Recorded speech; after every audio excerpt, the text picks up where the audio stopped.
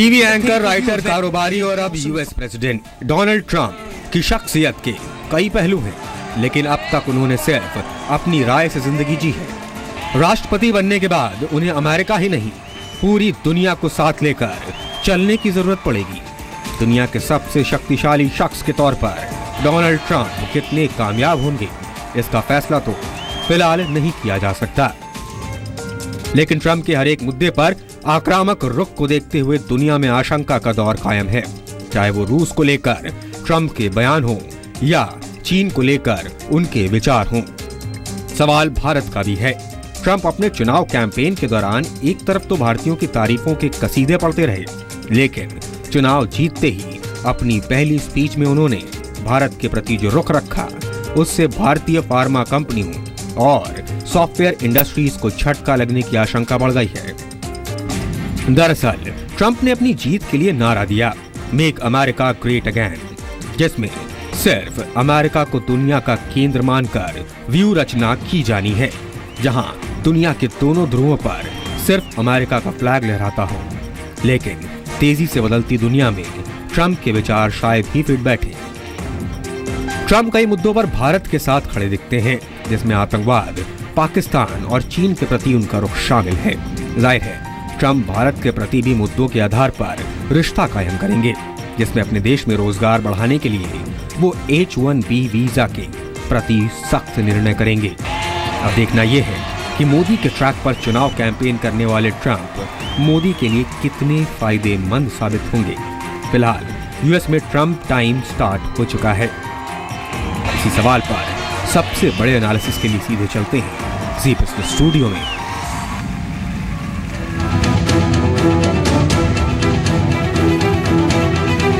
नमस्कार, मैं हूं गौरव अग्रवाल। अमेरिका में अब डोनाल्ड ट्रंप का युग होगा। 4 साल के लिए राष्ट्रपति चुने गए ट्रंप अमेरिका और दुनिया के लिए कितने फायदेमंद हो गए, इसका हिसाब किताब करीब साल भर पहले से किया जा रहा है। लेकिन अब वक्त ट्रंप को एक्शन लेते देखने का है। ट्रंप जिस तरह से आक्रामक चुनाव कैंपेन के जरिए सत्ता में आए हैं, क्या वो अपने कार्यकाल में उसी तरह आक्रामक फैसले भी लेते दिखेंगे?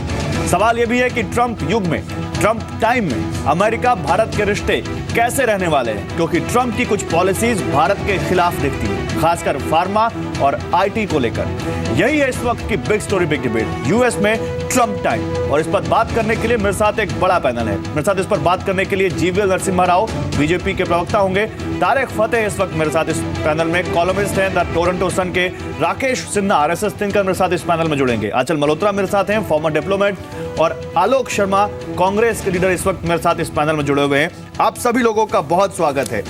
और आज से डोनाल्ड ट्रंप अमेरिका की जब से वो शपथ ले लेंगे और president, full time president sir वो हो रहे हैं, तारिक फतेह क्या लगता है आपको डोनाल्ड ट्रंप के आने के बाद क्या बदलाव आएंगे?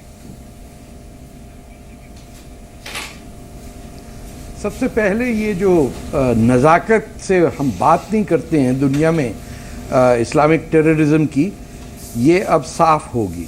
रूस और अमेरिका का एक, आप समझिए, दूसरी जंग अजीम, सेकेंड वर्ल्ड वॉर के बाद पहली बार दोनों लीडर्स की एक सिंगल पॉइंट ऑफ व्यू होगा। यानी जिस तरह हिटलर के अगेंस्ट रूजवेल्ट और स्टालिन का अलायंस था, इसी तरह इस्लामिक आतंकवादियों के आइसिस, तालिबान, ये एलईटी, इस टाइप के तमाम इंटरनेशनल टेररिस्ट के ख़िलाफ़ एक यूनिफाइड सुपर पावर अप्रोच होगी कि इनको ख़त्म किए बगैर दुनिया में अमन नहीं हो सकता।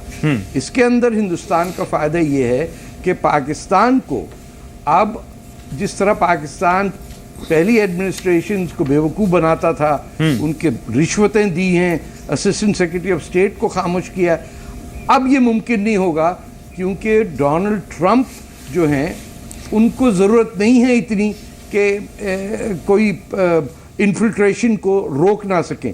जनरल फ्लिन जिनको उन्होंने अपॉइंट किया, ही इज़ वेरी क्लियर कि कौन दुश्मन है और कौन दोस्त है। हिंदुस्तान को ये समझना चाहिए कि सिर्फ धंधे के हिसाब के अंदर रख के दुनिया का मामला सॉल्व नहीं होगा। हम एक तीसरी जंग अजीम में हैं, जिसका जिक्र करते हुए हमें कुछ शर्म आती है। अब ये नहीं होगा। ठीक है सर, आप रहिए मेरे साथ। मेरे साथ राकेश सिन्हा भी जुड़ चुके हैं, आरएसएस थिंकर। राकेश सिन्हा, मैं आपके पास आता हूं, लेकिन उससे पहले अचल मल्होत्रा आपके पास। अचल मल्होत्रा, क्या आपको लगता है कि इस जियोपॉलिटिकल सिचुएशन में बदलाव आएगा, और जिस तरह से एशिया इंक्लूडिंग एशिया, अगर हम पूरी दुनिया की बात करें, तो डोनाल्ड ट्रंप की जितनी मेक अमेरिका ग्रेट अगेन जो उनका कोर है उनके पूरे कैंपेन का, क्या उनके कार्यकाल में अगर ये कोर में रहता है तो इसका जियोपॉलिटिक्स पर एक बड़ा असर आएगा? बिल्कुल गौरव, सबसे पहले तो मैं ये कहना चाहूँगा कि इस समय तक हमारे सामने कोई डोनाल्ड ट्रंप की पॉलिसी स्टेटमेंट या पॉलिसी डॉक्यूमेंट एज सच नहीं है। तो जो भी हमें डोनाल्ड ट्रंप की आने वाली जो पॉलिसीज़ हैं उनको असेस करने के लिए उनकी स्टेटमेंट्स और उनकी ट्वीट्स के ऊपर ही जाना पड़ेगा। आज की उनकी जो इनॉग्रल एड्रेस होने वाली है वो भी हमारे लिए बहुत इस दिशा में कुछ समझने के लिए हमें हेल्प कर सकती है। बिल्कुल। लेकिन अगर अब तक की जो उनकी स्टेटमेंट्स हैं उन पे एक नज़र डाली जाए, तो अगर उसको वो उसी स्पिरिट के साथ या उसी जोश के साथ इम्प्लीमेंट करेंगे, तो मुझे लगता है कि एक बहुत बड़ा जियोपॉलिटिकल आप कह सकते हैं कि भूचाल आ जाएगा। अब आप देखिए, उनके अपने अलाइज को ले लीजिए, नेटो अलाइज को ले लीजिए। नेटो के बारे में उनकी कितनी कड़े शब्दों में कहा कि एक बहुत ही ऑब्सोलीट ऑर्गेनाइजेशन है, और उनके मेंबर्स के बारे में कहा कि वो रिस्पॉन्सिबल नहीं है, अपने डिफेंस की जो कमिटमेंट है उसको पूरा नहीं करते हैं, सारा खर्चा अमेरिका को उठाना पड़ता है। चाइना की सबसे सेंसिटिव जो रग है, वन चाइना पॉलिसी, काफ़ी एक बहुत ही सेंसिटिव इशू है चाइना के पॉइंट ऑफ व्यू से, वहाँ पे भी उन्होंने जो है प्रश्न उठाए हैं। फिर ईरान न्यूक्लियर डील, उन्होंने कहा ये सबसे घटिया डील हुई है ओबामा एडमिनिस्ट्रेशन के टाइम पे, और उसको वो ख़त्म करने की बात कर रहे हैं। ऐसी बहुत सी बातें हैं। और एंटी ग्लोबलाइजेशन, सबसे बड़ी बात यह है कि उन्होंने ये साफ साफ मैसेज दिया है कि वो एंटी ग्लोबल है। वो ट्रेड ब्लॉक्स के अगेंस्ट की बात करते हैं, इमिग्रेशन के अगेंस्ट बोलते हैं, बेसिकली एंटी ग्लोबल। वो एक अमेरिका की ऐसी इमेज दे रहे हैं कि जैसे वो इनवर्ड लुकिंग और अमेरिका सेंट्रिस्ट होने जाने वाले हैं। अगर ये सब चीजें इंप्लीमेंट हो जाती हैं तो सारी परमुटेशन कॉम्बिनेशंस बदल जाएंगी। अब रशिया ही एक ऐसा है जिसको लेके अभी तक हमें समझ में नहीं आ रहा कि उनके क्या विचार है, या उनकी क्या अप्रोच है, या रशिया उन्हें कैसे देख रहा है। अभी तक कंट्रोवर्शियल स्टेटमेंट्स आ रही हैं। बेसिकली अभी हमें नेक्स्ट 3 to 6 मंथ जो है बड़े ध्यान से देखना पड़ेगा कि हवा किस दिशा में जा रही है। बेस्ड ऑन अब तक जो उन्होंने कहा है, अगर वो कर दिखाते हैं तो एक टोटल कंप्लीट जियोपॉलिटिकल इक्वेशंस बनने वाली। ठीक है राकेश सिन्हा, क्योंकि ट्रंप कई बार पाकिस्तान को लेकर, टेररिज्म को लेकर बड़े सख्त रुख दिखा चुके हैं अपने कैंपेन में, तो क्या हमें इस बात से खुश हो जाना चाहिए कि अमेरिका में एक ऐसा प्रेसिडेंट आ रहा है जो पाकिस्तान को लेकर सख्त रवैया रखता है, जो चीन को आंखें दिखाता है और टेररिज्म को लेकर बड़ी बड़ी बातें करता है?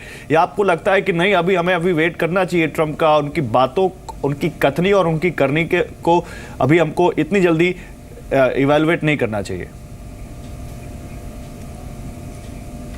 देखिए, मल्होत्रा साहब ने बहुत सी अच्छी बातें कही, मैं उसको 2 शब्दों में रखता हूं कि अमेरिका की पूरी विदेश सुरक्षा नीति, किसिंजर की जो डॉक्ट्रिन थी, उसी का किसी न किसी रूप से एक एमेंडेड फॉर्म में आगे बढ़ता रहा। पहली बार अमेरिका अपने डॉक्ट्रिन को रिवाइज कर रहा है, और ये फंडामेंटली रिवाइज कर रहा है, बुनियादी परिवर्तन अपने डॉक्ट्रिन में कर रहा है। नाटो के प्रति दृष्टि या अन्य जो महत्वपूर्ण मुद्दे जिसको अमेरिका में एक साइकोलॉजिकल लेवल पर माना जाता था, उस पर ये एक रिवीजन दे रहे हैं, जो कि एक बड़ा महत्वपूर्ण कदम है। ये कोई सामान्य कदम नहीं है, ये सिर्फ ट्रंप का कदम नहीं है। ट्रंप यदि बोल रहे हैं तो अमेरिका में मान लीजिए कि राष्ट्रपति के पीछे एक बड़ी ताकत होती है। उनके भाषण को कौन तैयार करता है, उनका कोई सिर्फ व्यक्तिगत मत नहीं होता है, उसके पीछे FBI होता है। तो ट्रंप जो कह रहे हैं उसमें दूसरी जो महत्वपूर्ण बात है, अब तक अमेरिका वैश्विक व्यवसाय को एड्रेस करता था, अर्थात ग्लोबल इकोनॉमिक रियलिटी से जुड़ा हुआ रहता था, और उसी ग्लोबल इकोनॉमिक रियलिटी में एक एक्सप्लॉइटेटिव नेचर रखता था। पहली बार अमेरिका ग्लोबल सोशल रियलिटी को एड्रेस कर रहा है, वैश्विक सामाजिक परिदृश्य को और वैश्विक सामाजिक यथार्थ को एड्रेस कर रहा है। और उसी एड्रेस करने का कारण है कि आज ओबामा का स्टेटमेंट आपने कल देखा होगा, जब उन्होंने कहा एक दिन ऐसा आएगा कि हिंदू भी अमेरिका का राष्ट्रपति हो सकता है। तो सवाल यह उठता है कि पहली बार अमेरिका ने इस यथार्थ को स्वीकार किया है कि जो भारत का हिंदू जनसंख्या है, वो हिंदू जनसंख्या कोई धर्म की सिर्फ जनसंख्या नहीं, एक सभ्यताई जनसंख्या है जो विविधता को मानता है, जो क्रेडल ऑफ रिलीजन्स है। इसी कारण से आज अमेरिका आज भारत से जो संबंध जोड़ रहा है उस संबंध के पीछे वो सामाजिक यथार्थ है। तीसरी बात जो आपने उठाया टेररिज्म के बारे में, देखिए अमेरिका की एक घिसी पिटी नीति थी पाकिस्तान को पालना पोषना और बढ़ाना, और दूसरी तरफ टेररिज्म की आलोचना करना है। इसने अमेरिका की एक नैतिक ताकत को कमजोर किया है। आज अमेरिका उस नैतिक ताकत को मजबूत करने के लिए अमेरिका के लिए जरूरी है कि पाकिस्तान को डंप करे। इससे भारत और अमेरिका दो एक डेमोक्रेसी के बीच में जो संबंध बनेगा, उस संबंध का आधार सिर्फ आर्थिक नहीं हो, बाजार नहीं हो, जैसे तारिक फतेह साहब कहते हैं बाजार सिर्फ संबंध नहीं हो। ये पीपल्स टू पीपल्स रिलेशनशिप की बात, संघ के एक बड़े नेता थे दत्तोपंत ठेंगड़ी जी, उन्होंने कहा कि अमेरिकन गवर्नमेंट के प्रति नीति और अमेरिकन जनता के प्रति नीति में हमारी भिन्नता है। आज मैं वही बात कर रहा हूं, ट्रंप जो कर रहे हैं, तो आज भारत से और अमेरिका के बीच में पीपल्स टू पीपल रिलेशनशिप की बात वहां का अमेरिका का राष्ट्रपति यदि कर रहा है, तो आज मैं मानता हूं कि ट्रंप को का जितना मजाक उड़ाया जा रहा था पोस्ट ट्रुथ के नाम पर, जिस तरह से ट्रंप की, और मैं एक लाइन में खत्म कर दूं, लोकतंत्र को हास्यास्पद बताया जा रहा था, ऐसे जो कुलीन तबका है वो सीखे कि सामाजिक यथार्थ, सांस्कृतिक यथार्थ एक आवश्यकता पैदा करता है, उसी आवश्यकता को पूरा ट्रंप कर रहे हैं। ठीक है, लेकिन विरोध तो सर अभी भी हो रहा है। राष्ट्रपति बनने के बावजूद अमेरिका में ट्रंप का विरोध कब नहीं है, बहुत विरोध हो रहा है। लेकिन आलोक शर्मा मेरे साथ हैं कांग्रेस से, मेरे साथ बीजेपी के जीवीएल जुड़ेंगे। लेकिन आलोक जी, आपको क्या लगता है, जिस तरह से हमने बीते कुछ सालों में और प्रेसिडेंट ओबामा और पीएम मोदी के बीच की एक केमिस्ट्री देखी थी, और उसके बाद एक सिविल न्यूक्लियर डील के हमने देखी तो जो आपके रिजिम में हुई थी, और उसके बाद इस सरकार में भी उसको लेकर कुछ बड़े फैसले हुए थे। क्या लगता है कि डोनाल्ड ट्रंप जिस तरह से खुद को डील मेकर कहते हैं, इंडिया में भी उनका इन्वेस्टमेंट है, और हालांकि उन्होंने कहा कि अब वो उनका कारोबार उनके बेटे संभालेंगे, क्या ये डील मेकर प्रेसिडेंट इंडिया के फेवर में होगा? देखिए, कई चीज़ें हैं गौरव जी। सबसे पहले तो हम अमेरिका में नए राष्ट्रपति जो बन रहे हैं कांग्रेस पार्टी की तरफ से और तमाम भारतीयों की तरफ से उनको बधाई देना चाहते हैं, और उम्मीद करते हैं कि भारत के लिए हमेशा अमेरिका के जो संबंध हैं वो अच्छे रहें, वो आगे और सुदृढ़ हों। अब 3-4 चीज़ें यहाँ पर मेन आती हैं। अभी तक जो कैंपेन का एक पार्ट रहा, तो कैंपेन में उन्होंने क्या क्या कहा, राजनीति में किस तरह के शब्दावली का इस्तेमाल होता है, उसको आप रियलिटी से जोड़कर नहीं देख सकते हैं। मोदी साहब ने भी हिंदुस्तान में जब कैंपेन हो रहा था तो बहुत बड़ी बड़ी बातें कही थी पाकिस्तान को लेकर, लेकिन अंत में क्या हुआ वो देश ने देखा, मैं उस पर नहीं जाना चाहता हूँ। आज देखिए, हिंदुस्तान के 4-5 इशू हैं जो यूएसए के साथ कंसर्न्ड हैं हम। सबसे पहला तो जो वर्किंग वीज़ा वाला है हमारा, H1B वीज़ा वाला, जो जी बिजनेस के नीचे स्क्रॉल भी चल रहा है, बहुत इंपॉर्टेंट एक पॉइंट चल रहा है। तो H1B वीज़ा के ऊपर और वो जो सैलरीज के ऊपर बार लगाने की बात कर रहे हैं कि जो कंपनीज हैं उनमें इतनी सैलरी के लोग ही वहाँ पर रहेंगे, अदरवाइज हम अमेरिकन को ही जॉब देंगे, तो ये इंडिया के लिए एक बहुत बड़ा कंसर्न का इशू है। दूसरा, उन्होंने जो बहुत अच्छा अभी जो बातें कही हैं उसमें से पाकिस्तान के लिए जो उन्होंने कहा है कि पाकिस्तान एक डेंजरस कंट्री है और एक वो उसके पास न्यूक्लियर पावर भी है, न्यूक्लियर बॉम्ब भी है, और उसको चेक करने के लिए हम इंडिया को इंपॉर्टेंस देंगे और इंडिया ही उसको चेक कर सकता है। ये एक भारत के लिए एक सुखद अनुभव है कि आने वाले समय में टेररिज्म को रोकने के लिए शायद ट्रंप साहब एक अच्छे कोई कदम उठाएंगे। अभी तक मैं राकेश जी की बात से सहमत हूं कि पिछले 2 रिजिम में जो भी चीज़ें रही वो कहीं ना कहीं दोगलेपन की रही अमेरिका की। वो उसमें एक तरफ बुराई रहती थी, दूसरी तरफ पाकिस्तान को कहीं ना कहीं पिछले दरवाजे से मदद देने की बात रही। लेकिन आपको ये देखना होगा कि दूसरा जो हमारा विषय आता है पाकिस्तान नीति से आगे, जियोपॉलिटिकल उसको सिनेरियो को अगर हम आगे बढ़ें तो उसमें फिर बिजनेस आता है, हमारा एक्सपोर्ट इंपोर्ट आता है। हमारा जो एक्सपोर्ट है उसका 53.75% जो लगभग $40 बिलियन के आसपास है वो अमेरिका को है, और वहाँ से इंपोर्ट मात्र 50% है। तो बैलेंस ऑफ पेमेंट को ठीक करने के लिए कहीं ना कहीं अमेरिका को जो एक्सपोर्ट होता है वो इम्पॉर्टेंट है। और एक्सपोर्ट में 2 चीज़ें हैं, एक टेक्सटाइल है, दूसरा फार्मा है। टेक्सटाइल और फार्मा दोनों के अंदर काफी दिक्कत आएंगी। जिस तरह सर, माफ की जगह रोकना चाहेंगे आपको, इस वक्त सीधी तस्वीरें आ रही हैं कैपिटल हिल से, जहां पर डोनाल्ड ट्रंप पहुंच चुके हैं और जाते हुए प्रेसिडेंट बराक ओबामा और उनकी पत्नी मिशेल ओबामा उनका वेलकम कर रहे हैं। इस वक्त सीधी तस्वीरें आप देख सकते हैं कैपिटल हिल से, जहां पर डोनाल्ड ट्रंप पहुंच चुके हैं अपनी वाइफ के साथ, और वहां पर बराक ओबामा और मिशेल ओबामा उनका स्वागत करते हुए आप इन तस्वीरों को देख सकते हैं। तो डोनाल्ड ट्रंप व्हाइट हाउस की सीढ़ियां चढ़ चुके हैं और इस वक्त सीधी तस्वीरें इस वक्त हम आपको दिखा रहे हैं कैपिटल हिल से। जी आलोक जी, आप अपनी बात जारी रख सकते हैं। देखिए, मैं समझता हूं कि जो वीज़े दूसरा पे कुछ विषय है कहना बैलेंस चाहता ऑफ हूं, पेमेंट का और ट्रेड का, अभी तक टेक्सटाइल और फार्मा, जिस तरह की फार्मा के लिए बात हो रही है, बायलेटरल टाइज को, मल्टीलेटरल टाइज को ब्रेक करने की जो बात चल रही है, स्पेशली जो मैन्युफैक्चरिंग सेक्टर के संदर्भ में ट्रंप साहब का जो बयान आया है, वो हमारे यहाँ की फार्मा कंपनीज को कहीं ना कहीं चिंतित कर रहा है। उसका एक खास कारण ये भी है कि जो यूनिवर्सल ओबामा जी का हेल्थ केयर का कैंपेन था, हाँ। उसके अंदर फार्मा बहुत यूज होता है। अगर उसका रिव्यू होता है, उसको चेंज करते हैं, तो कहीं ना कहीं फार्मा कंपनीज के लिए दिक्कत आएगी। तो अभी तक जितने संदेश वहाँ से आ रहे हैं, अगर वो मैक्सिको से टेक्सटाइल का रिव्यू करते हैं तो कहीं ना कहीं हिंदुस्तान को फायदा होगा, लेकिन अगर वो हेल्थ केयर वाले सेक्टर को टच करते हैं तो फार्मा कंपनीज को नुकसान होगा। एक तीसरा जो बहुत इंपॉर्टेंट विषय उन्होंने टच किया है पिछले कुछ दिनों में, वो एनर्जी को लेकर है, पेरिस कन्वेंशन को लेकर है कि जो पेरिस समझौता हुआ उससे वो अपने आप को बाहर निकालना चाहता है चाइना की वजह से, कि चाइना जो है वो पॉल्यूशन का मैक्सिमम पार्ट अमेरिका का खा रहा है। अगर वहाँ से निकलते हैं तो जो हमारे जो पेस प्रोग्राम था 2009 में जो शुरू हुआ रिन्यूएबल एनर्जी का, और मोदी साहब ने भी उसका जिक्र किया और मोदी साहब भी उसके आगे बढ़े उस दिशा में, तो मैं समझता हूं कि उसके ऊपर एक बहुत बड़ा धक्का लगेगा। हम चाहते हैं 2030 तक हम 40% रिन्यूएबल एनर्जी से, अपनी रिन्यूएबल सोर्सेज से अपना एनर्जी को पैदा करें, उसके लिए एक बहुत बड़ा सेटबैक हो सकता है। तो अभी तक जो जिस भी तरह के हमारे पास जो उनके वक्तव्य हैं, जी ठीक है सर। सर मैं आ रहा हूँ, ओके, आप अपनी बात कंप्लीट कर लीजिए, अपनी बात कंप्लीट कर लीजिए। जो वक्तव्य हमारे पास आ रहे हैं, ओके, मैं केवल ये कहना चाहूंगा उससे मिले जुले कहीं ना कहीं प्रतिक्रिया आ रही है। ठीक है सर। भारतीय विदेश नीति को जो उसके कर्णधार सूत्रधार हैं, आज उनको बहुत सोच समझकर अपनी तमाम जो आगे की रणनीतियां हैं उनको उठाना होगा। ठीक है, मेरे साथ इस बीच बीजेपी के spokes person GVL Narasimha Rao जुड़ चुके हैं।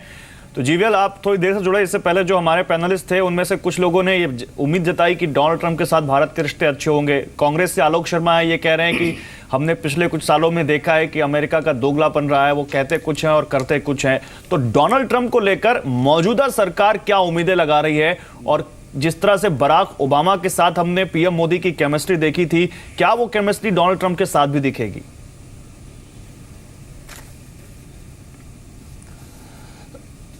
गौरव जी, डोनाल्ड ट्रंप अपने अध्यक्ष पद अभी संभालने जा रहे हैं और कैंपेन के दौरान उन्होंने जो कहा और अब तक जो उनके तरफ से जो सोशल मीडिया में जो उन्होंने जो कहा, और वो एक लेवल पर है। हमें जब पद ग्रहण करेंगे उसके बाद किस तरह के पॉलिसीज अनवील करेंगे, इसके इंतजार करना पड़ेगा। मेरा एक विचार ये है कि वहाँ के राष्ट्रपति जो भी बने, भारत एक ऐसा देश है जिसके साथ हर राष्ट्रपति, हर खासकर अमेरिका अच्छे संबंध बनाए रखना चाहेंगे, क्योंकि अच्छे संबंध बनाने में सालों दशकों लग जाते हैं, बिगाड़ने में समय नहीं लगता है। तो मैं समझता हूं जो भारत की आज जो स्ट्रैटेजिक जो हमारी जो पोजीशन है, हमारी जो एज अ इकोनॉमिक पावर जो हमने इमर्ज किया है इतने दशकों में, और हमारी जो स्ट्रैटेजिक इंपॉर्टेंस है एशिया पैसिफिक रीजन में, इसके बाद और जो टेररिज्म और इस प्रकार के जो इश्यूज हैं टेररिज्म को लेकर और ब्लैक मनी को लेकर, जिस प्रकार की भूमिका प्रधानमंत्री मोदी जी ने अंतर्राष्ट्रीय स्तर पर जो निभाया है, और एनर्जी के संदर्भ में जो भारत ने जो पहल किया है, और ये सब देखते हुए भारत के साथ डोनाल्ड ट्रंप के संबंध, डोनाल्ड ट्रंप के रवैया बहुत अच्छे होंगे। इसके लिए बहुत कुछ इंतजार करने की आवश्यकता नहीं है। पर लेकिन एज अमेरिका के राष्ट्रपति के तौर पर उनका अपनी प्रायोरिटीज, डोमेस्टिक प्रायोरिटीज तो जरूर होंगे। उसमें हमारे लिए कोई किसी प्रकार की उनकी जो पॉलिसीज H1B वीजास को लेकर हमारी इंडस्ट्री को इससे कोई चैलेंज हो सकता है क्या, ये आने वाले समय ही बताएगा। बट वहां भी भारत की जो हमारे जो टेक्निकल स्किल्स हैं, यूएस में भी वहां ज्यादातर जो टेक्निकल स्किल्ड पीपल जो है, उसमें भारत का जो संख्या है, भारत की जो कंट्रीब्यूशन बहुत ज्यादा है। और H1B पर भी कोई किसी प्रकार की पाबंदी लगेगा, वो स्किल्ड पीपल पर, खासकर IT सेक्टर पर ज्यादा इसका प्रभाव नहीं होगा। मैं आपको याद दिलाना चाहता हूं, उनका पत्नी ने कहीं कहा है कि मैं H1B वीजा पर आकर के फैशन डिजाइनिंग का काम, फैशन मॉडल का काम किया है। जी, जी। तो हो सकता है कुछ आइडिया, कुछ सेक्टर्स होंगे, कुछ एरियाज होंगे जिस पर पाबंदी लगेगा, बट जहां गौरव तक जी, टेक्नोलॉजी का विषय है, मैं समझता हूं उनका रुख बिल्कुल हमारे पक्ष में होगा। जी सर, मैं आ रहा हूं, आप ही के पास आ रहा हूं, तारिक फतेह साहब, आप ही के पास आ रहा हूं। इस पर इसका भारत का आप कंप्लीट कीजिए, जीवल कंप्लीट इसका कीजिए। अमेरिका भी बहुत लाभ हुआ है, तो इसलिए भारत की जो आप जो टेक्नोलॉजी कंपनीज में जो भारत की जो मूल भारतीय जो निवासी हैं ठीक है और सर। उनकी पोजीशन देखे बड़े बड़े इंटरनेशनल टेक जायंट्स में, अब देखिए माइक्रोसॉफ्ट हो, गूगल हो, और ऐसे कई इंटेल हो। कंपनियां, इंटेल हो, कई सारे कंपनियां, मेरे नाम नहीं बता पा रहा हूं, बट लेकिन कई सारे ऐसे एडोब हो, ऐसे कई कंपनीज हैं जिसके सीईओज और टॉप एग्जीक्यूटिव मैनेजमेंट में मूल भारत के लोग हैं। तो अमेरिका भी बिल्कुल समझता ठीक है है सर, कि ओके। उनके पक्ष में है, तो इसलिए मैं ये थोड़ा एग्जैजरेटेड समझता हूं, पर लेकिन हमें इंतजार करना पड़ेगा जब तक वो अपनी पॉलिसीज पॉलिसीज को घोषणा नहीं करते। अनाउंस ना करते। बिल्कुल सही बात है, वाजिब बात है, इस बात को तो मानना पड़ेगा। आलोक शर्मा, मैं आऊंगा आपके पास, लेकिन उससे पहले तारिक फतेह कुछ कहना चाहते हैं H1B वीजा पर। तारिक फतेह साहब, H1B वीजा तो बहुत ज्यादा देखिए, टॉक ऑफ द टाउन हो गया डोनाल्ड ट्रंप के कैंपेन के बाद से ही। अभी उन्होंने प्रेस को जो ब्रीफ किया उसमें उन्होंने रीबिडिंग की बात कर दी फार्मा कंपनीज को लेकर भी, तो इस पर आपका क्या कहना है? मैं समझ रहा हूं, ये तो एक इंतहाई स्कैंडलस सिस्टम है जिसके अंदर इंडिया की कंपनियां और अमेरिका की कंपनियां, उन्होंने अपना लिटरली माफिया बनाया है और टर्न अराउंड हो रहा है कि लोग आते हैं और जाते हैं, और उन्हीं इंडियन एम्प्लॉयज़ की वजह से डाउनवर्ड प्रेशर पड़ रहा है सैलरीज पे। यानी वही काम जो एक अमरीकी करना चाहता है $50,000 पे, तो वो इंडियन आके 35 पे कर रहा है। अच्छा, सीई होंगे 5, 6, 7, 10, 20, वो कुछ जो कमा रहे हैं वो इंडिया को नहीं दे रहे हैं, वो अपने पास रख रहे हैं। इसको भूल जाइए कि वो पॉलिसी अफेक्ट करेंगे, ना ही आपकी ये जो गवर्नर थी नॉर्थ कर जो अब यूएन में है, she will be able to do that. ये आप इसको समझिए कि H1B वीजे की वजह से 90% इंडियन अमेरिकन ने ट्रंप के अगेंस्ट वोट डाला, जबकि क्लियर पता था कि क्लिंटन इज प्रो पाकिस्तान। तो हम जब हिंदुस्तान में बैठ के तमाम रिलेशनशिप दुकानदारी पे चलाएंगे तो हमारी ट्रीटमेंट भी वही होगी। यहां हम रिकग्नाइज नहीं कर रहे हैं कि दुनिया में एक जंग है जो हो रही है, और हम ये निजी बातें। बट तारिक फतेह साहब, जब प्रेसिडेंट ही एक डील मेकर हो, जब प्रेसिडेंट ही एक डील मेकर हो और जो कहता हो कि I am a good deal maker, तो उससे हम क्या एक्सपेक्ट करें? भाई डील करेगा ना, आपकी चोरी पकड़ लेगा वो H1B1 में। आप इन्वेस्टिगेट तो करें कि कौन जा रहा है और कौन आ रहा है। नहीं, लेकिन वो कह रहे हैं कि make America great again, America centric policy. मैं आऊंगा आपके पास सर, लेकिन मेरे साथ अचल मल्होत्रा है। तो वो अमेरिका क्यों ना ग्रेट हो? उन्होंने क्या कहा? क्या वो चीन को ग्रेट करने इलेक्ट हुए? नहीं, उन्होंने कहा कि इलेक्शन कैंपेन के वक्त ऐसी पॉलिसीज मंजूर नहीं कर सकते जो चीन, मैक्सिको, जापान और भारत को मंजूर हो। ठीक है सर, तो हम इंडियन इंटरेस्ट तो ढूंढेंगे ना, कि अगर बराक ओबामा थे तो इंडिया का इंटरेस्ट क्या था, और अब डोनाल्ड ट्रंप आ रहे हैं तो इंडियन इंटरेस्ट क्या होना चाहिए? नहीं, तो इंडियन इंटरेस्ट तो आप इलेक्ट करें अपना प्राइम मिनिस्टर। हेलो सर, अब वो तो अमेरिकन इलेक्शन है, इसको समझे तो सही ना कि दुनिया में हो क्या रहा है। और हम एक छोटी सी बात लेके पड़ गए हैं बीच में। अगर अमेरिका और रशिया के प्रेसिडेंट्स एक साथ हैं और उसके अंदर सिर्फ तीसरा आदमी आएगा तो प्राइम मिनिस्टर मोदी होगा, क्योंकि यही क्लैरिटी है। इन्हीं 3 लीडर्स ने के पास हिम्मत है कि वो कह पा रहे हैं कि मराकश से लेके इंडोनेशिया तक पूरी दुनिया में इस्लामिक टेररिज्म फैल रहा है, और हमारे जो लीडर हैं वो मुंह नहीं खोल के बात कर सकते, तो हमारे लिए फायदेमंद नहीं है क्या वो? नहीं, वही मैं पूछ रहा हूं आपसे कि इकोनॉमिक से पहले हम यहां पर जियोपॉलिटिकल सिचुएशन और टेररिज्म इनको प्रायोरिटी पर रखें, या इकोनॉमी भी? क्योंकि Indian IT industry, pharma industry बहुत ज्यादा आउटसोर्सिंग पे बेस्ड है। सर, मैं आपके पास आता हूं सर। और अमेरिका भी उसका एक बहुत बड़ा स्टेक है। लेकिन अचल मल्होत्रा कुछ कहना चाहते हैं। अचल मल्होत्रा, मैं वो गौरव, आतंकवाद पे बार बार बात की जाती है और ये कहा जाता है कि आतंकवाद पे डोनाल्ड ट्रंप भारत के साथ हैं। मुझे लगता है आज की तारीख में कोई भी नेता किसी भी देश का हो, वो आतंकवाद के खिलाफ बोल ही रहा है। सवाल वो नहीं है। आतंकवाद आज ब्रॉडली आप उसको दो कैटेगरीज में बांट सकते हैं। एक आतंकवाद जिससे पूरे विश्व को खतरा, और एक आतंकवाद जो इंडिया सेंट्रिक है। मजा तब आएगा जब इंडिया सेंट्रिक आतंकवाद को लेकर कोई भी देश, चाहे वो डोनाल्ड ट्रंप हो या दूसरे लोग हो, हमारे साथ खड़े हों और हमारे सामने खड़े हों। मेरी अपनी फीलिंग ये है कि अब तक आतंकवाद को तो सभी कंडेम करते हैं, हमारी जॉइंट स्टेटमेंट्स में भी करते हैं और हमें पूरी समर्थन देने की भी बात करते हैं। लेकिन जब बात आती है इंडिया सेंट्रिक आतंकवाद की, तो कहीं ना कहीं आंखें चुरा लेते हैं और पाकिस्तान के साथ बिजनेस इज एज यूजुअल। तो डोनाल्ड ट्रंप का भी रियल टेस्ट मेरे हिसाब से इसी में होगा कि क्या वो इंडिया सेंट्रिक आतंकवाद को लेकर हमारे साथ खड़े होते हैं या नहीं होते हैं। तो ये तो एक बात। दूसरी, आप H1 वीजा की जो बात कर रहे हैं, तो अलकायदा तो वही है सर।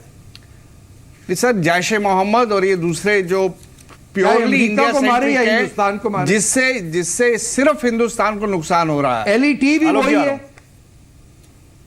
तो उस सर पर सारे आतंकवादी पाकिस्तान में बैठे हैं, सब वो आंखें चुरा रहे हैं ना। यही तो बात है कि पूरा तो जो बाकी तो विश्व के बड़े बड़े जो नेता हैं वो आतंकवाद को तो कंडेम करते हैं, लेकिन फिर जो वो उनकी जो सिलेक्टेड अप्रोच है आतंकवाद को लेके, वहां रियल टेस्ट होता है। तो डोनाल्ड ट्रंप अगर ये जैश ए मोहम्मद और इन सब को लेकर अगर हमारे साथ खड़े होते हैं, तो मैं समझता हूं कि वो हमारे साथ है। आतंकवाद को कंडेम करना बड़ा आसान है, लेकिन आप उसको डिफरेंशिएट मत करिए ना कि इससे तो हमें नुकसान हो रहा है, लेकिन इससे सिर्फ हिंदुस्तान को नुकसान हो रहा है, जिससे पूरे विश्व को नुकसान हो रहा है। सर, वहां तो हम हाथ मिलाएंगे। सारी दुनिया का मसला पाकिस्तान बेस्ड है। वो पाकिस्तान लेकिन वो तो कोई कहता है नहीं। लेकिन जो पाकिस्तान से जो टेरर एमिनेट हो रही है और भारत के खिलाफ हो रही है, उससे अगर आप नजरें चुराएं और कहें कि इसे भारत खुद संभाले और बाकी वहां से एमिनेट होने वाली टेरर दुनिया भर के लिए खतरा बने, ऐसा नहीं तो होगा। वहां हम बिल्कुल ऐसे ही हो रहा है सर। पिछले 10 साल से यही हो रहा है, 15 साल से। अगर ऐसा नहीं हो रहा होता नहीं, मैं ट्रंप की बात कर रहा हूं। जी, मैं भी ट्रंप ही की बात कर रहा हूं कि ट्रंप का रियल टेस्ट इसी में है। जब हम आने वाले दिनों में देखेंगे कि वो इंडिया सेंट्रिक आतंकवाद को लेके हमारे साथ हैं या हमारे साथ नहीं है, वो पाकिस्तान को इस विषय पे, इस इशू पे लेके कैसे डील करते हैं, ये उसका जो है जवाब है। ठीक है तारिक फतेह साहब, मैं आता हूं आपके पास फिर आऊंगा और आपसे बात करूंगा। लेकिन इस बीच मेरे साथ रविंदर सचदेव जुड़ चुके हैं, Indo American relation expert. Ravinder, नमस्कार रविंदर जी। और रविंदर, इससे पहले भी हमने, आप जब डोनाल्ड ट्रंप कैंपेन कर रहे थे तब बात की थी इंडो अमेरिकन कम्युनिटी की, और आप कह रहे थे कि डोनाल्ड ट्रंप के प्रति इंडो अमेरिकन कम्युनिटी दिखती है, लेकिन उससे ज्यादा Donald Trump Indo American community के प्रति करीब दिखते हैं। डोनाल्ड ट्रंप तो कैपिटल हिल पहुंच चुके हैं रविंदर, हम इंडिया को कहां देखें डोनाल्ड ट्रंप के इस रिजीम में? देखिए, डोनाल्ड ट्रंप के लिए अभी फिलहाल इंडिया एक छोटा फैक्टर होगा। अभी वो अपनी दूसरी बड़े प्रायोरिटाइज करेंगे, उनके एजेंडा में अभी फिलहाल India as such top agenda में नहीं होगा। बट ऑब्वियसली हमारे लिए तो अमेरिका हमारे लिए एजेंडा में हो सकता है, टॉप में हो। अभी फिलहाल ट्रंप के लिए तो होगा मेन पहले चाइना, और जो उन्होंने इमिग्रेशन को लेकर के अमेरिका के अंदर की मेक्सिको की वॉल पे बॉर्डर बनाएंगे या जॉब्स कैसे बढ़ाएंगे, फैक्ट्रीज कैसे बढ़ाएंगे, उन चीजों को लेकर के पहले वो चलेंगे। Plus I think Donald Trump के अगेंस्ट भी इस समय, अगेंस्ट क्या कहिए, जो रशिया को लेकर के जो इश्यूज चल रही है अमेरिका के साथ, जो रेवलेशंस आ रही हैं, तो अगले कुछ महीने मेरे ख्याल से ट्रंप के लिए पहली प्रायोरिटीज तो यही होगी, चाइना से कैसे टैकल करना, रशिया से जो न्यूज निकल के आ रही है और रशिया की जो रिलेशनशिप है पुतिन के साथ, उसको कैसे संभालना, मेक्सिको के बॉर्डर की जो वॉल की वो बात करते हैं, इमिग्रेशन की, उसको कैसे संभालना। आई थिंक शुरू में 2-3 माह ट्रंप का फोकस इन्हीं चीजों में ज्यादा रहेगा। जहां तक रही बात इंडिया की, डेफिनेटली इंडिया एक इंपॉर्टेंट इक्वल प्लेयर है वर्ल्ड थिएटर पर फिलहाल के लिए जो अमेरिका की जो प्रायोरिटीज हैं, जरूरी नहीं कि वो प्रायोरिटीज हमारी प्रायोरिटीज हो उनके साथ मैच करें। और वो अमेरिका की प्रायोरिटीज फिलहाल है जॉब्स को इतनी जल्दी बढ़ता हुआ दिखा तो सकते नहीं, पर जैसे वो दिखा रहे हैं कि कुछ बड़ी कंपनीज को उन्होंने रोका कि आप मेक्सिको में प्रोडक्शन मत करिए, आप अपने प्रोडक्शन प्लांट्स वापस लाइए। तो इस तरह की चीजों को लेकर ट्रंप पहले चलेंगे। नहीं रोविंदर, मैं एक चीज और आपसे पूछना चाहता हूं, क्या आपको लगता है कि जिस तरह से जॉर्ज डब्ल्यू बुश थे एक रिपब्लिकन प्रेसिडेंट, एक डोनाल्ड ट्रंप है उसके पहले एक रिपब्लिकन प्रेसिडेंट, जो उनकी अभी तक का रिकॉर्ड रहा है, और जो बराक ओबामा थे और उससे पहले जो डेमोक्रेट्स थे उनका रिकॉर्ड देखे, तो कौन ज्यादा इंडिया के फेवर में होता है, एक रिपब्लिकन या एक डेमोक्रेट? देखिए, कहने की बात है, एक तरफ से तो रिपब्लिकन प्रेसिडेंट्स अगर देखा जाए ब्रॉडली, और ये कोई फिक्स रूल नहीं है, थंब रूल नहीं है, बट कुछ हद तक जो रिपब्लिकन प्रेसिडेंट्स होते हैं वो इंडिया के लिए ज्यादा फेवरेबल रहते हैं कंपेयर टू डेमोक्रेट्स। हालांकि Indian American community typically Democrats को ज्यादा सपोर्ट करती है, क्योंकि डेमोक्रेट्स आर टिपिकली माइनॉरिटीज के ज्यादा सपोर्ट्स में और उस एंगल को लेकर के फिलहाल। बट जो जहां तक प्रेसिडेंट्स की बात है उसमें रिपब्लिकन प्रेसिडेंट से कुछ हद तक इंडिया के साथ ज्यादा प्रोएक्टिव रहे हैं। एक बात और है, डेमोक्रेट एडमिनिस्ट्रेशन जो होती है नॉर्मली, इनकी जो फिलॉसफी है रिगार्डिंग न्यूक्लियर और नॉन प्रोलिफरेशन ट्रीटी वगैरह, उसमें डेमोक्रेट्स लोग जरा ज्यादा वो रहते हैं, ज्यादा उस पर हावी रहते हैं। तो उस मुद्दे को लेकर के पिछले 15, 20, 25 सालों में भारत के साथ जो अमेरिका के थोड़े न्यूक्लियर सैंक्शंस को लेकर के इश्यूज थे, तो डेमोक्रेटिक जो एडमिनिस्ट्रेशंस होती हैं इनके अंदर जो अफसरान आते हैं, जिनको अपॉइंटमेंट्स मिलती हैं, वो लोग ज्यादातर नॉर्मली ऐसे होते हैं जो कहते हैं कि न्यूक्लियर की प्रोलिफरेशन नहीं होनी चाहिए। अब उसके चलते क्योंकि इंडिया ने एनपीटी साइन नहीं करी है, तो इसलिए डेमोक्रेट एडमिनिस्ट्रेशंस का इंडिया के साथ कई बार थोड़ा तकरार हो जाता है, ठीक है, निस्बत रिपब्लिकन्स के। ठीक है, बट इसमें कोई डेमोक्रेट्स की तो एनएसजी से वेवर दिलाया है। ठीक है, मैं आता हूं रोविंदर आपके पास, लेकिन मेरे साथ इस वक्त राकेश सिन्हा भी हैं। आलोक शर्मा, पहले आप अपनी बात कह लीजिए, फिर मैं राकेश सिन्हा के पास आता हूं। आप कुछ कहना चाहते थे? देखिए, मैं समझता हूं कि जो अभी बात इन्होंने डेमोक्रेट्स और रिपब्लिकन की कही, मैं उस बात से पूरी तरह से सहमत हूं कि कहीं ना कहीं रिपब्लिकन जो लीगेसी रही है, चाहे वो रीगन साहब की हो, लिंकन साहब की हो, ट्रंप जी हैं, जो भी रहे हों, उन लोगों ने कहीं ना कहीं हिंदुस्तान के साथ अच्छे संबंध बनाने में, चाहे वो 1-2-3 एग्रीमेंट की बात रही हो बुश टाइम के समय में, चाहे और तमाम चीज़ें रही हों, कहीं ना कहीं हमें बेनिफिट दिया है। और जब तक डेमोक्रेट्स रहे हैं तो उसमें कहीं ना कहीं कुछ ना कुछ एक कैनवास ऐसा मिला है जिसके अंदर क्वेश्चन मार्क्स रहे हैं। लेकिन जिस तरह की 3-4 चीजें अभी सामने आ रही हैं, केमिस्ट्री की बात जो आ रही है, देखिए अमेरिकन डिप्लोमेसी, जो अमेरिकन कूटनीति है, जिसको जियोपॉलिटिकल स्ट्रेटेजी कहते हैं, उसके अंदर सबसे जो इंपॉर्टेंट चीज है, अमेरिका की एक ही केमिस्ट्री है और वो डॉलर है। हमें समझना होगा कि ऐसा ना हो कि हम अमेरिका के नजदीक जाने के चक्कर में जिस तरह से रशिया से दूर हुए हैं पिछले 1-1.5 साल में, कहीं और दूर ना चले जाएं। दूसरी चीज, H1B वीजा की बीजेपी के मेरे साथी ने कहा कि उस पर कोई फर्क नहीं पड़ेगा, कुछ नहीं होगा। मैं समझता हूं पिछले 2 महीने में जब से चुनाव हुआ है और जब से ट्रंप साहब की इस तरह की स्टेटमेंट्स आई हैं, उसके बाद से लगभग 43% H1B वीजा का डाउनफॉल है।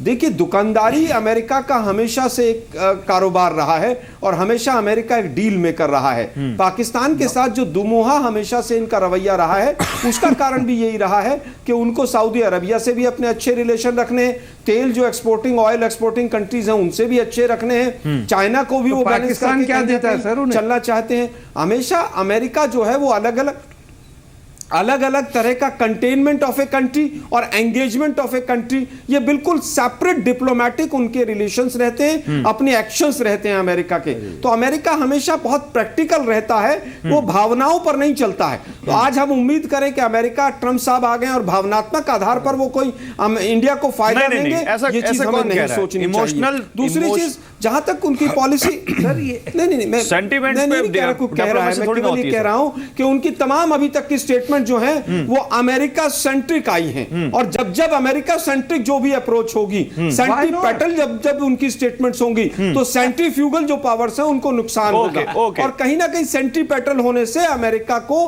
अपने यहां फायदा, अमेरिका के प्रेसिडेंट कहीं ना कहीं उसमें नुकसान रहेगा। और अभी हमारी सरकार को अमेरिका का प्रवक्ता बनने की आवश्यकता नहीं है। ठीक है सर, मैं आ रहा हूं आपके पास, मैं आ रहा हूं तारिक फतेह आपके पास आ रहा हूं, लेकिन उससे पहले ये जो डेमोक्रेट रिपब्लिकन, अच्छा बोलिए, आप अपनी बात कंप्लीट कीजिए, फिर राकेश सिन्हा के पास आता हूं, बहुत देर से उनके पास गया नहीं हूं मैं। बोलिए। देखिए, रिपब्लिकन पार्टीज हमेशा प्रो पाकिस्तान रही हैं, और मैं यहां सुन रहा कि रिपब्लिकन, यानी 71 वॉर के अंदर कौन था प्रेसिडेंट अमेरिका में? सीटो और CENTO, 2 anti India military pact sign हुए, आइजनहावर और उससे पहले रूजवेल्ट, ये क्या डेमोक्रेट थे? यानी पूरे रोनाल्ड रेगन ने पाकिस्तान में $100 of billions भेजे, और ये जियाउल हक को खड़ा किया, CIA का इंटरप्रिटेशन था। तमाम ये मुजाहिदीन जो हिंदुस्तान के खिलाफ हैं, ये तो रिपब्लिकन पार्टी के क्रिएट किए हुए हैं। और मैं यहां सुन रहा हूं लोगों से कि Republicans are pro India. Tariq ji, इसमें मैं एक कहूं, मे आई प्लीज? आई एग्री, मैं आपके पॉइंट से बिल्कुल वाइड हूं। मेरे ख्याल से ये परसेप्शन इसलिए आती है कि रिपब्लिकन चाहे पाकिस्तान के साथ, यस डेफिनेटली उनके जर्नल्स के साथ उनका काफी अच्छा तालमेल रहता है, पर जब डेमोक्रेटिक एडमिनिस्ट्रेशन आती है तो होता क्या है, ये इश्यूज जो न्यूक्लियर की, स्पेशली NPT सैंक्शंस को लेकर के, ह्यूमन राइट्स को लेकर के, ये इश्यूज इंडिया पे डायरेक्ट ज्यादा आनी शुरू होती है, क्योंकि डेमोक्रेट्स की जो बेसिक कॉन्स्टिट्यूएंसी है वो इश्यूज को उठाना चाहती है। तो उस पर्सपेक्टिव से अगर हम देखें तो not to say yes Republicans, I agree with you, Republicans Pakistani generals के साथ तो सबसे अच्छे दोस्त और उनको कन्विंस आपस में। ठीक है, मैं आ रहा हूं। ओके रविंदर, एक मिनट, मैं तारिक फतेह साहब एक मिनट में आ रहा हूं। Rakesh Sinha, does it matter कि रिपब्लिकन प्रेसिडेंट है या डेमोक्रेट, या उससे ज्यादा ये मैटर करता है कि हमारे देश में कितनी मजबूत सरकार है और कितने मजबूत फैसले लेने में सक्षम है? देखिए, एक बात मैं बता दूं, अमेरिका की जो अब तक की रणनीति रही है, अमेरिका को मैं सबसे स्वार्थी राष्ट्र मानता हूं और अपने स्वार्थ के लिए वो कोई भी नीति अपना सकता है। इसे GVL ने एक बहुत अच्छी बात कही थी कि हमें कुछ दिन प्रतीक्षा करनी चाहिए कि ट्रंप वास्तव में क्या नीति अपनाते हैं। अमेरिका के राष्ट्रपति को हम सर्वशक्तिमान तो मानते हैं, लेकिन आपको मानना चाहिए अमेरिका के राष्ट्रपति के पीछे एक बड़ी ताकत, बड़ी एजेंसियां काम करती हैं जो अमेरिका के राष्ट्रपति को बाध्य करती हैं नीतियों को अपनाने के लिए। व्यक्ति का अपना महत्व है, लेकिन अमेरिका में संस्थाओं का एक अलग महत्व होता है। मैं जो सबसे महत्वपूर्ण बात जो मुझे ट्रंप के बारे में लगती है, जिसके बारे में मुझे कोई डाउट नहीं है, उन्होंने दुनिया में बढ़ते हुए आतंकवाद के असली चेहरे को बेनकाब करने की कोशिश की है। अब तक आतंकवाद के मुद्दे पर पूरी दुनिया में एक छद्म कुलीनता छाई रही है। हम आतंकवाद के मूल चरित्र को दुनिया के सामने नहीं रख पा रहे थे, ना बोल पाते थे। एक दूसरे को देखकर हम अधिक से अधिक मॉडरेट बन रहे थे, जिसके कारण आतंकवाद हमारे घर के अंदर दस्तक देने लगा। फिर भी हम कहते थे आतंकवाद का कोई चेहरा नहीं है, कुछ नहीं है, आतंकवाद की कोई चरित्र नहीं है। दूसरी बात मैं कहना चाहता हूं, देखिए अमेरिका का एक अनुभव है, यानी मैं कहूं पूरे ईसाई दुनिया का एक अनुभव है कि मध्य युग में उन्होंने लंबे लंबे धर्म युद्ध की लड़ाई लड़ी, रिलीजियस वार्स लड़े। वो डिकेड्स का और सेंचुरीज का धर्म युद्ध था। ये उनकी उपचेतना में बैठा हुआ है।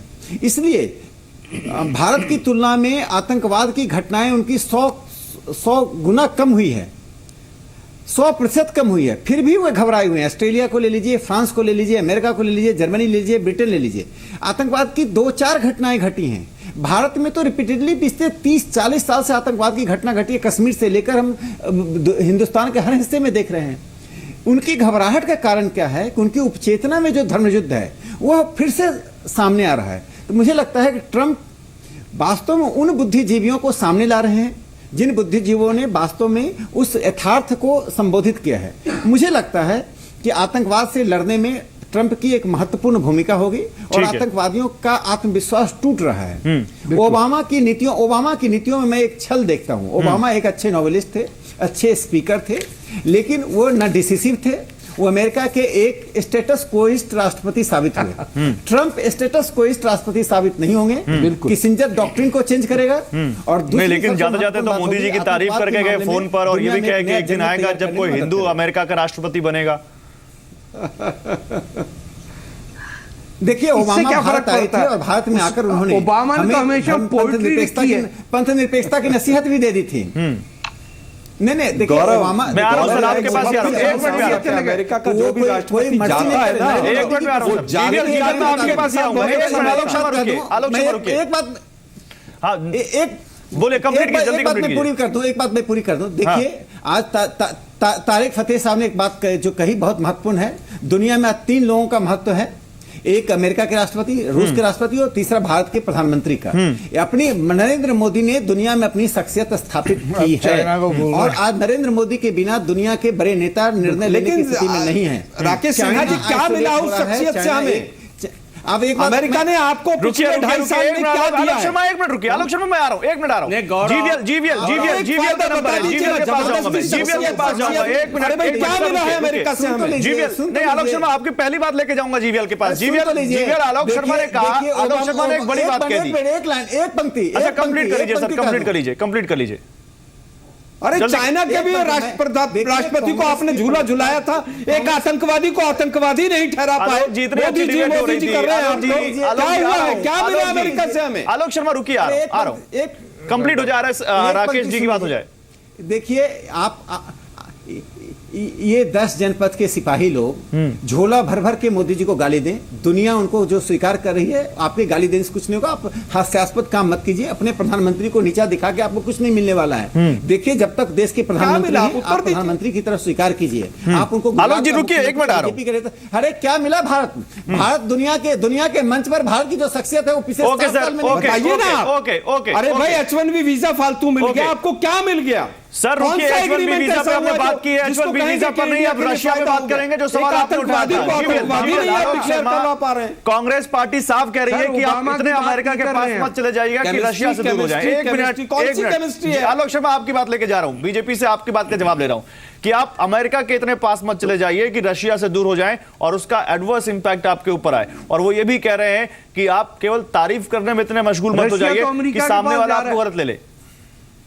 नहीं, ये रशिया का जो नहीं, भारत रोबिंदर का- आपको नहीं, जीवीएल रोबिंदर रुकिए, पहली बार रोबिंदर रुकिए, गौरव जी बोलिए जीवीएल।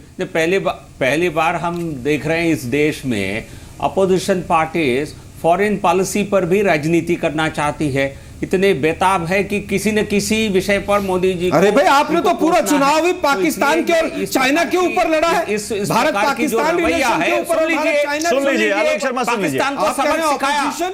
आपकी अरे भाई, जैसा आप तो लव सरकार लेटर को की बात करते कमजोर थे। सरकार को हमने नहीं चलाया। अरे पाकिस्तान भाई, को आप अपनी जगह जो बात दिखाया। कह रहे हैं, आप अपने ऊपर पाकिस्तान की इसको पक्षधर गिरफ्तार मत में होइए। देखिए। आप पाकिस्तान के स्पोक्सपर्सन मत जब बनिए। आप अपोजिशन में थे तो क्या आप कहते थे? पाकिस्तान के स्पोक्सपर्सन मत बनिए। अरे बताइए, संजय निरुपम की तरह करते हैं आप। सुन लीजिए आलोक शर्मा, कांग्रेस पार्टी ने क्या कहा? होल्ड ऑन देश सर, जानता आलोक है। शर्मा, तो इस पे- आलोक शर्मा, इस पे- I am coming to you, आपको मौका दूंगा जवाब देने का, नहीं, उनकी बात आपकी पूरी हो जाए। कांग्रेस पार्टी पूरा चुनाव भारत पाकिस्तान के रिलेशन पे लड़ा, आज कह रहे हैं फॉरेन पॉलिसी पे बोलिए मत। नहीं, हमने ऐसी पार्टी सिखाया है, ये लोग उनको, कैसे दोगले हमने लोग हैं?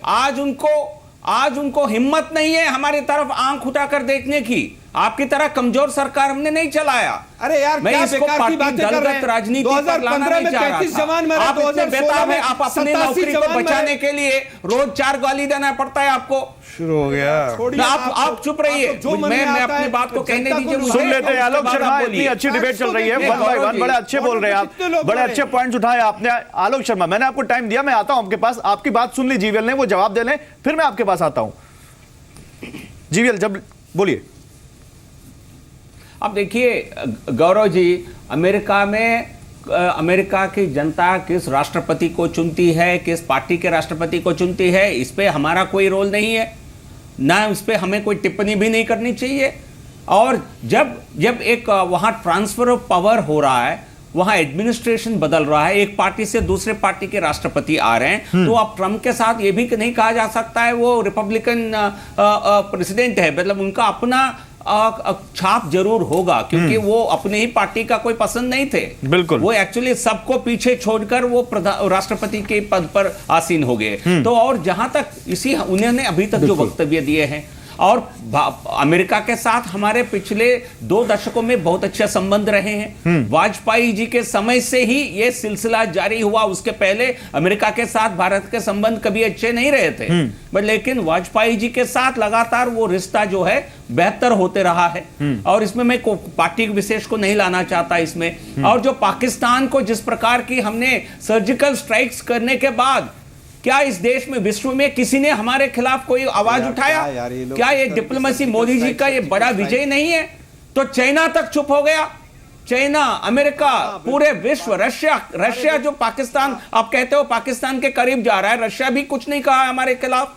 तो पूरे विश्व में पाकिस्तान को आइसोलेट करने में और नेबरहुड को आइसोलेट करने में वो हमारी सक्सेस थी। प्रधानमंत्री मोदी जी का, उनका विजय था वो, उसमें कोई ओबामा का कोई हाथ नहीं था। हाँ। बट लेकिन जिस प्रकार हमें एंट्री मिली है MTCR रेजिम में, जिसमें NSG में भारत को समर्थन दिया है अमेरिका ने, और ऐसे ग्लोबल प्लेटफॉर्म पर प्रधानमंत्री जी ने जो विषय उठाए, आतंकवाद की मामला हो या काले धन की मामला हो, उसमें सबने G20 देशों ने सबने राजी इसलिए हुआ है क्योंकि अमेरिका भी उसके साथ था।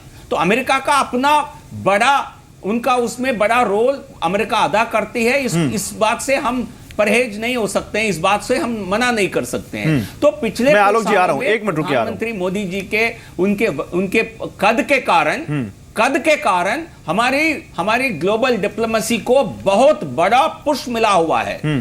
वो ओबामा के कारण नहीं मिला है, क्योंकि प्रधानमंत्री मोदी जी पहली बार 30 साल में अपने बल पर चुनाव जीत कर आए हैं।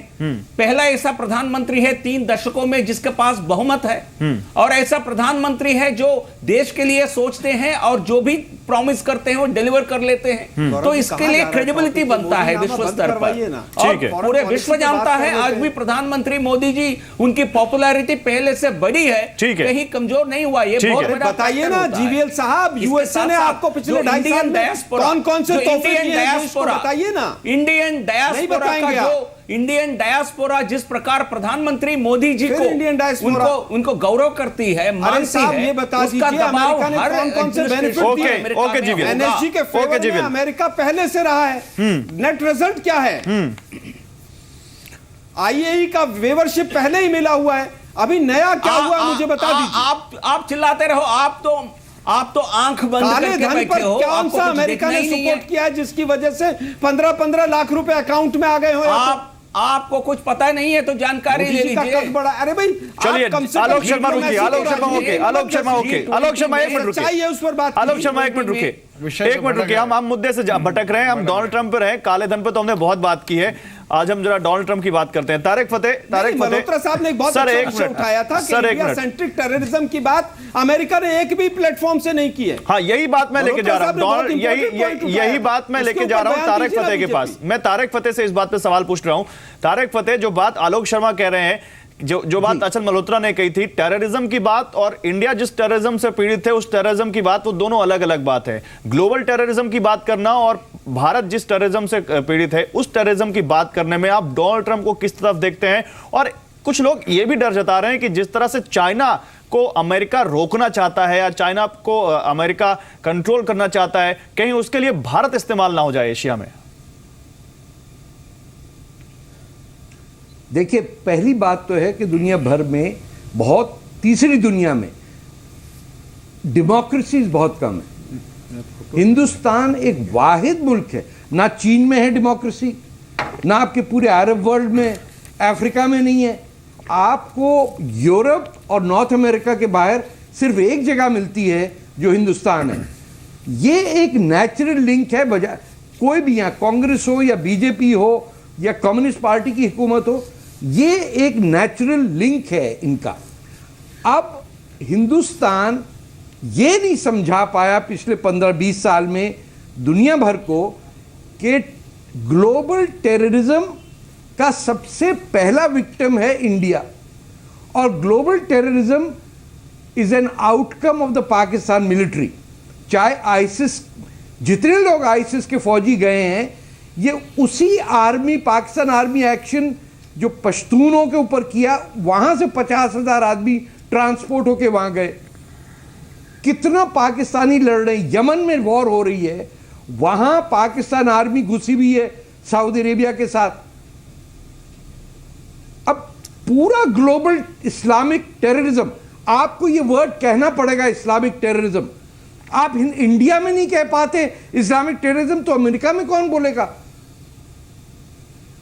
अभी ये जो रईसाना कॉन्फ्रेंस हुई दिल्ली में, हमारे पुराने कनेडियन प्राइम मिनिस्टर हार्पर साहब ने अपनी तकरीर में कहा कि कुछ ना हो, एक बात जरूर है कि ट्रंप चाइना की डॉक्ट्रिन को डिस्ट्रॉय करेगा।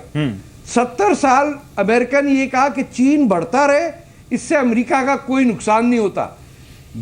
यह पहला प्रेसिडेंट होगा जो कहेगा कि Chinese advancement is a direct threat to American strategic interest. इसका इनडायरेक्ट फायदा इंडिया को मिलेगा इन चाइनाज रिलेशन, और पाकिस्तान को ऐसे जूते पड़ेंगे।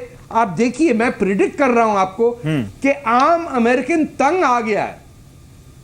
कि देखिए, आज भी ऑस्ट्रेलिया में एक बंदे ने अल्लाह अकबर करके गाड़ी मार दी, 3 आदमी मार दिए ना, ये तो जिक्र भी नहीं होता कहीं, ये पूरी दुनिया में हो रहा है।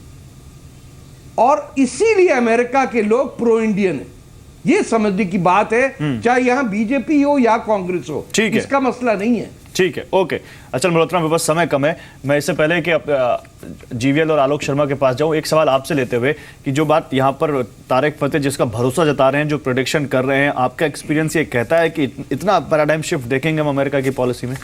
नहीं, वही देखने वाली बात है। मैंने कहा था डोनाल्ड ट्रंप का जो टेस्ट है वो इसी में है कि वो हमारे साथ इंडिया सेंट्रिक आतंकवाद को लेके होते हैं या नहीं होते हैं। और जहाँ तक ओवरऑल रिलेशनशिप की बात है, मैं बहुत ही संक्षेप में ये कहना चाहूँगा गौरव जी की भारत और अमेरिका के संबंधों का विस्तार इतना बड़ा है, कैनवस इतना बड़ा है, इतने ज़्यादा एरियाज इसमें इन्वॉल्व है, मुझे नहीं लगता कि कोई बहुत ज़्यादा उलटफेर होने वाला है। Definitely it will be a business as usual.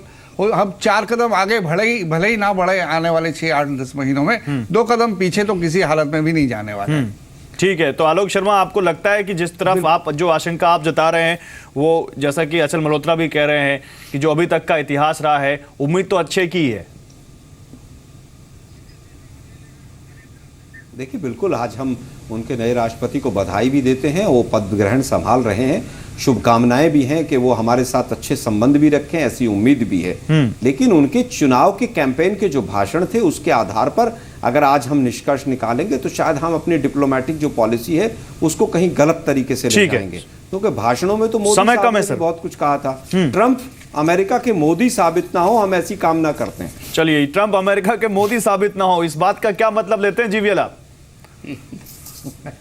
अच्छे दिन आने नहीं, ये क्योंकि कांग्रेस पार्टी आज भी परेशान है। हाँ। अमेरिका का मोदी साबित होने के लिए वो नहीं, पहले भी कहा था केवल 10 सर ले आएंगे, कहां है 10 सर? कौन से राष्ट्रपति या प्रधानमंत्री? मैं भी बनूं उसके लिए वो ऐसे तड़पेंगे। नहीं, मुझे सर समय नहीं, आलोक जी समय नहीं है, जीवीएल की बात पूरी हो जाए। जीवीएल ने आपको नहीं टोका, आलोक जी आप उनको प्लीज मत टोकिए। हाँ बोलिए जीवीएल, बोलिए।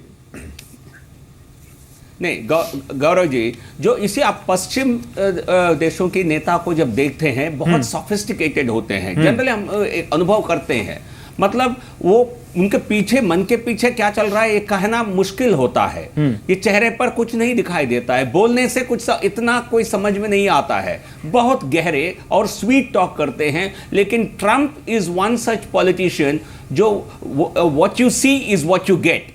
इसमें कहीं आपको कहीं फर्क कम से कम अब तक नहीं दिखा है, बट लेकिन एज अ प्रेसिडेंट हमें उनको देखना पड़ेगा। ठीक है, okay sir. And he is not one of those soft spoken glib talkers, he is a straight in the face politician. तो मुझे लगता है उनका थोड़ा रवैया बाकी राष्ट्रपतियों से थोड़ा हटके होगा, और जो भी वो कहना चाहेंगे खुलकर कहेंगे, और इसमें किसी को मिस इंटरप्रेट करने की मौका नहीं मिलेगी। चलिए, मिस इंटरप्रेट किया गया नहीं किया गया ये तो आने वाला वक्त बताएगा। लेकिन रोमिंदर सचदेव, फाइनल कमेंट आपसे। आप इस पूरे मामले, आप इस डोनाल्ड ट्रंप एरा को जो आ रही है कैसे देख रहे हैं? Final comment. मतलब ऑफ कोर्स हम सब कर रहे हैं, पर मैं एक कमेंट देना चाहूंगा। जीवीएल साहब ने जो भी बात कही, मैं एक तरह से समझ सकता हूं, जो ये कहते हैं कि डोनाल्ड ट्रंप जो कहेंगे वो करेंगे, he is not that. But you know what, Trump कहते हैं कि मैं तो दुनिया का सबसे बड़ा नेगोशिएटर, डील मेकर हूं। और अगर आप देखेंगे, कोई भी जो नेगोशिएटर होता है, डील मेकर होता है, वो कभी अपने कार्ड सामने नहीं खेलता सर। जो भी नेगोशिएटर डील्स करता है बड़ी बड़ी, वो अपना कहता कुछ है, करता कुछ है, नेगोशिएट कहीं करता है, एंड पे कहीं आता है। सो आई अंडरस्टैंड जो राव साहब कह रहे हैं, I agree with that, but at the same time अगर Trump is a consumer deal maker जो डील्स बनाते हैं, तो you know I don't think कि वो जो कह रहे हैं वही असलियत होती है। ठीक है, बहुत शुक्रिया सर आप सभी लोगों का। तो बहुत शुक्रिया आप सभी लोगों का हमारे साथ जुड़ने के लिए। बिग स्टोरी बिग डिबेट में ट्रंप टाइम पर आज हम बात कर रहे थे। ट्रंप टाइम इंडिया के फेवर में होगा, ट्रंप इंडिया के फेवर में नहीं होंगे तो क्या होगा, दुनिया की जो राजनीति है, जियोपॉलिटिकल सिचुएशन है, उसमें क्या बदलाव आएंगे, प्रिडिक्शन ही कर सकते हैं अभी, जब तक ट्रंप की वर्क स्टाइल को ना देख लिया जाए, उनके दिए गए फैसलों को ना देख लिया जाए। लेकिन करना पड़ेगा, क्योंकि ट्रंप ने जो कहा है उससे बहुत बड़े बड़े मतलब निकलते हैं। एक छोटे यहाँ पर बिग स्टोरी बिग डिबेट बस इतना ही। आप देखते रहिए जी बिजनेस।